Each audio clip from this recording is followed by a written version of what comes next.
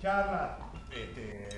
Yo voy a desarrollar algunas ideas durante un rato, en realidad con la intención más saludable de poder abrir esto a una charla y que se transforme efectivamente en un intercambio. Yo simplemente, cuando Esteban me invitó a conversar, a dar... yo siempre trato de alejarme de la hipótesis de conferencia, que siempre suena de una manera medio solemne y artificiosa, y pensar más en el intercambio. Yo, apenas charlábamos con Esteban en relación a un eje con el cual poder abrir una charla, yo inmediatamente pensé en ciertas cosas que a mí me vienen dando vuelta en la cabeza desde hace mucho tiempo en relación a la incidencia de cierto carácter suburbano en mi propia profesión de dramaturgo que es algo que continuamente me reaparece, ¿no? Como la sensación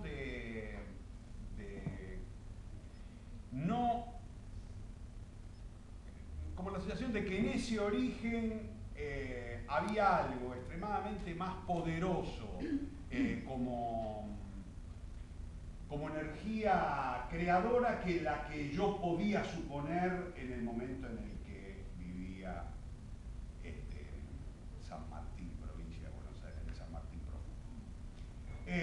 Y muchas cosas de estas que me pasaban por la cabeza me pareció que estaba bueno en algún momento compartirlas. La verdad es que nunca he hecho la experiencia de hablar de esto, y entonces, como siempre, estas oportunidades vienen bien para eso, como para sentarse uno con sus propias ideas y anotar algo en un cuadernito y empezar a pensar desde allí. Y eso es lo que hice. Anoté algunas cosas.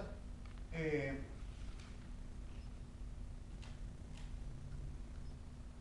principio, aprovechando una de las pocas ventajas que tiene la de la edad. No tiene muchas, ¿no? Sí, siempre dicen la experiencia, y uno sí empieza a sentir que en el momento de aplicar la experiencia, el de no tener la energía para aplicarla. Y hay como una serie de cosas siempre contradictorias. Pero hay una ventaja cierta, y es la de la distancia, es decir, la de poder mirar hacia atrás y observar la vida como relato. Todo aquello que se distancia y se recorta tiene la posibilidad de transformarse en mito. Yo creo que cada uno de nosotros lo que hace es construye un mito de la propia vida. También lo puedes hacer a los 18 años, convengamos. Pero a medida que vas cumpliendo algunos más de 18,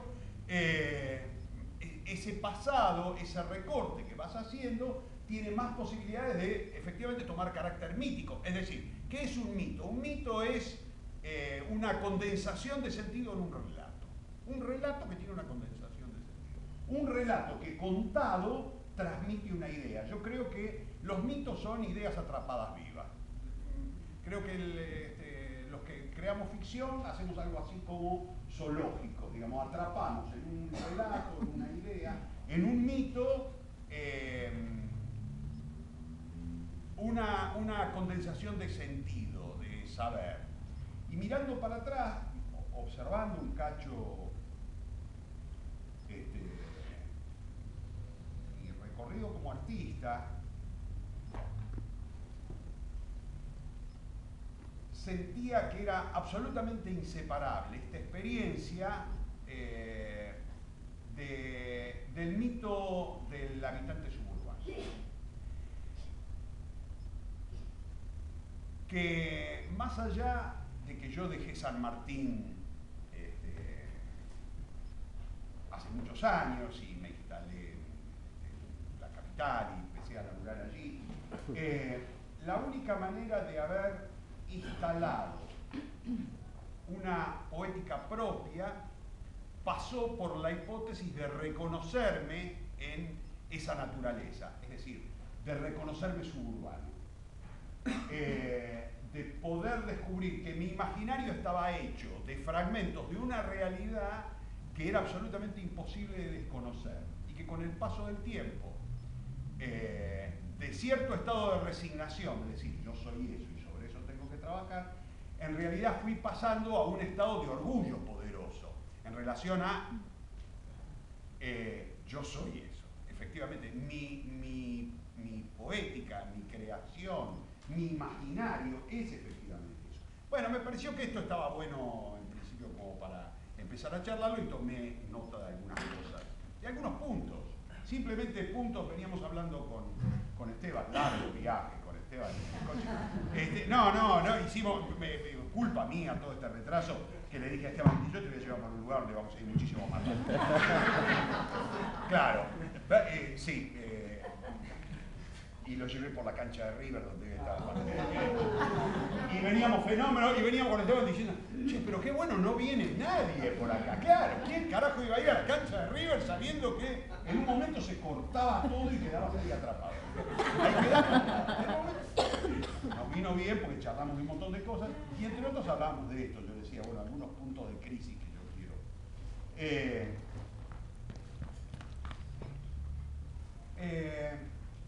Una de las cosas que yo recuerdo de mi adolescencia con más peso es la sensación de que la realidad estaba fuera de mi barrio.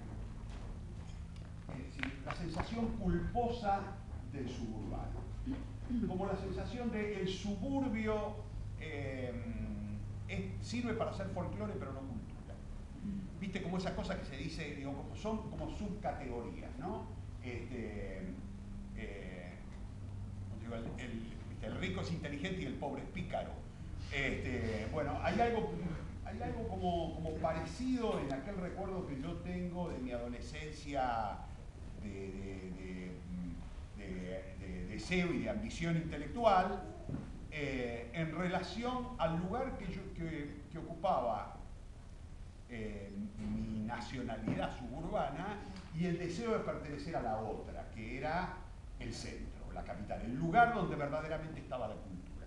Como la sensación de ahí efectivamente está la cultura. La cultura tiene una forma, la actividad intelectual tiene una forma a la cual a mí me cuesta mucho acceder porque yo vengo de otra forma, una forma como más acotada a esta otra hipótesis más folclórica, donde yo decía, el suburbio da para hacer tango, pero no da para hacer novela. El suburbio da para algunas actividades que en el marco intelectual no pueden ser desarrolladas como tal porque quedan atrapadas en el marco de esa geografía. Y la sensación en algún momento de que si yo quería ser un escritor tenía que ir al centro. Es decir, que había un lugar llamado el centro, que para mí era absolutamente mítico, mítico en todo sentido, porque era el lugar, para mí el centro era el lugar al que me llevaban mis padres para tener acceso a la cultura oficial. Yo, por ejemplo, para ir al teatro había que ir al centro. O mi mamá, que era una asturiana muy gozadora de la música española, decía, bueno, me llevaban algunos varietés españoles, había que ir al centro.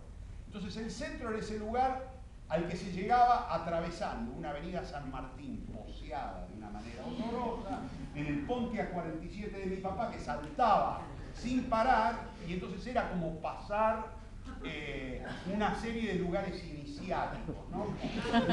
Ibas pasando en el viaje iniciático, una especie de telémaco en busca de Ulises de la cultura, y pasábamos, íbamos atravesando lugares horribles hasta que de pronto llegábamos a ese otro lugar donde la expedición duraba lo que el teatro más la comida. Y la comida también se volvía mítica. Es como el centro era un lugar donde había cantinas, por ejemplo. Entonces, en San Martín no había cantinas. En San Martín había boliches. Íbamos a comer los boliches, pero no había cantinas. Entonces, también había hasta una especie de gastronomía mítica. Con el paso de los años, yo tuve una circunstancia muy afortunada en mi juventud, que fue ganar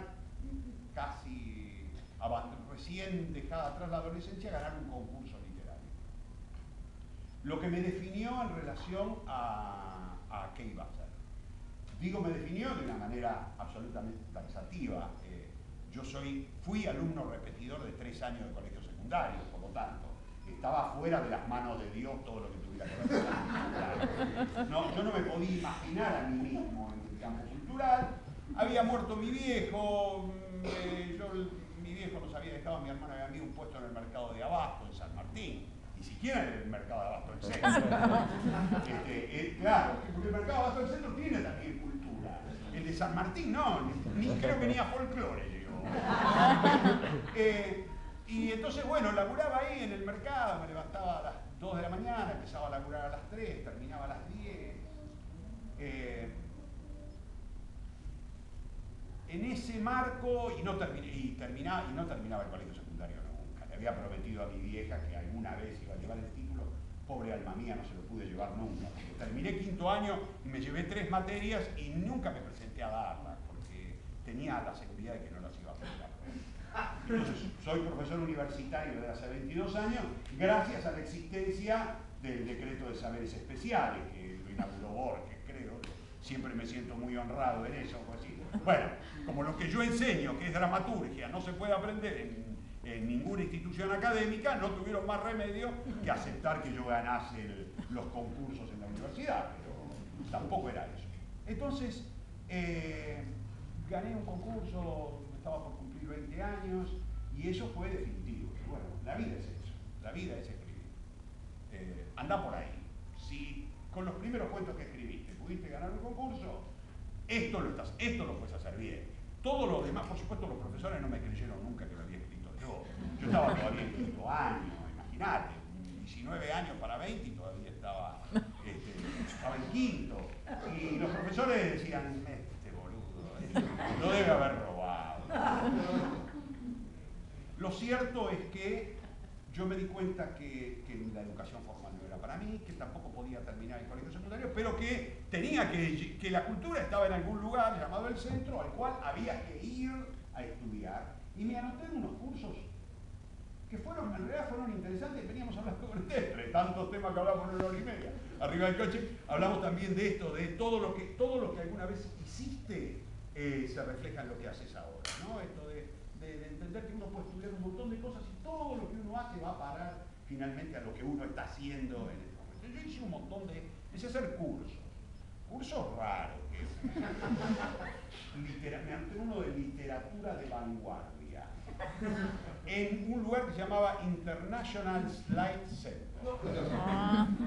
¿Qué era? Era el momento en el que los slides, es decir, ¿cómo se llaman? La fotografía, la diapositiva, estaban empezando como sistema pedagógico. Entonces te enseñaban cualquier cosa mostrándote diapositivas. Por eso se llamaba International Slide Center. Yo fui a estudiar literatura de vanguardia con diapositivas. Claro, que era una cosa horrorosa, pero que por lo menos me permitió conocer a un maestro que fue un tipo muy importante para mí, Juan Jacobo Bajarlía, y después me metí a estudiar dirección en el mismo lugar, dirección con diapositivas. No es que estudiaba dirección y tenías los actores, no, te pasaban, y era como decir, lo más moderno que hay, que es como el PowerPoint. Yo por eso odio el PowerPoint. Odio. Cada vez yo estoy de jurado, por ejemplo, en la facultad, y viene alguien a concursar y pasa un PowerPoint, y yo ya empiezo a poner una cara de culo que pobre y además se lo digo, no podés concursar una cátedra con PowerPoint. Ya no, yo creo que me quedó el odio de internet. Pero todo esto viene al tema de ese pase, ¿no? Ese pase hacia el centro fue un pase muy complejo. En principio porque, más allá de la experiencia infantil del centro vivido con mis viejos, el centro, la capital, era lo que se veía por la ventanilla del Mitre. Es decir, que para poder entender ese otro espacio cultural, yo tenía un recorte de la realidad que era la ventanilla del Mitre. Como la sensación de esto es otra cosa, acá se vive de otra manera, acá, claro, por supuesto, yo había leído mucho, me gustaba mucho la narrativa argentina. Siempre me acuerdo de la primera impresión de entrar en el bar La Paz y verlo a David Viñas en una mesa con un cuaderno solo escribiendo, y es como la sensación de decir, boludo, vos te creías que era tan difícil, está todo acá. Está todo acá, entras a La Paz y está Viñas. Claro, a los demás no les conozco la cara. Si les conociera la cara, seguro que ahora voy conociendo. Ahí debe estar Piglia, debe andar por acá. Abelardo Castillo, que era mi ídolo. Digo, seguro que ahora voy a encontrar todo esto. Pero la verdad es que era un recorte horroroso. Porque mi mirada era una mirada de ventanilla. Era una mirada absolutamente falsa. Era esto, era verlo a David Viñas también por una ventanilla, por la vidriera del bar La Paz. Como la sensación de todo está atrás de un vidrio. Y yo estoy de este lado. Marcel Proust hablaba mucho del acto creador como, él decía, romper el cristal de la costumbre. Y yo tengo como la sensación de, yo me pasé muchos años sin poder romper la ventanilla de la costumbre. Como la vida estaba de ese otro lado de la ventanilla, yo iba al centro, pero en el asiento del Mitre, San Martín no entraba. Es decir, yo iba al centro y cuando llegaba al centro me transformaba en otro. Como la sensación de todo lo que yo soy, todo lo que yo era, a la hora de ir a ese otro espacio quedaba en San Martín. Y cuando yo llegaba al centro, yo era otro tipo. Era un tipo primero que estaba mucho tiempo callado, yo no soy naturalmente callado, pero lo era por miedo a meter la pata. Continuamente la sensación es, yo no soy de acá. Y se van a dar cuenta. Y el día que se den cuenta, yo no voy a tener más remedio que hablar del mercado. Yo empecé a estudiar teatro con Augusto Boal. Y siempre estudiábamos en el teatro del Centro. Y siempre recuerdo una cosa, uno de los dueños del Teatro del Centro, David Schneck, vivía en Villa Lynch, muy cerca de ahí. Y entonces, cuando nosotros parábamos en el mercado, se paraba normalmente a las 5 de la mañana, que hay como un bajón de laburo siempre a las 5. Entre las 5 y las 6 hay un bajón, y después ya vienen los madrugadores. Porque tenés primero los que todavía no se fueron a dormir, y después vienen los madrugadores. En el medio hay un bajón. En ese bajón nos íbamos a comer. Y entonces yo siempre me recuerdo un día de meterme en una parrilla y entonces estar comiendo un pedazo de asado, hacía mucho frío, entonces yo me comía un pedazo de asado y tenía un vaso de coñac, por el frío. Y mientras estaba comiendo, levantar la vista y ver en una mesa a un tipo que me miraba de una manera perturbada y descubrir que era David Schneck, uno de los dueños del lugar donde yo estudiaba teatro. Y como el viejo cuento ese del tipo que lo agarran teniendo sexo y dice, después te explico, viste como la haces, o no es lo que vos creés, viste el tipo que está culo para arriba y entra un amigo y dice, no es lo que estás pensando. Entonces yo como la sensación de, no es lo que estás pensando, ¿cómo te explico que yo laburo en el mercado de abajo? Y entonces yo bajé la vista y seguí comiendo, y se nota que a él también le dio vergüenza porque bajó la vista y siguió tomando su cafecito, y después se levantó y se fue, y nunca en la vida pudimos hablar de esa experiencia. Como la sensación de yo era otro, yo soy otro. Sí, mira, yo te tendría que explicar, ¿sabes por qué estoy tomando coñac a las 5 de la mañana? No es lo que pensás, es que yo laburo acá. Todo eso quedaba, todo eso no entraba en el asiento, todo eso quedaba atrapado en un lugar. Y también me empecé a dar cuenta, en realidad ya viviendo en la capital, me empecé a dar cuenta de otra cosa, y es que el tren es una presencia incómoda de intrusión suburbana en la ciudad. De que algo cierto de esto que yo me sentía extranjero, había.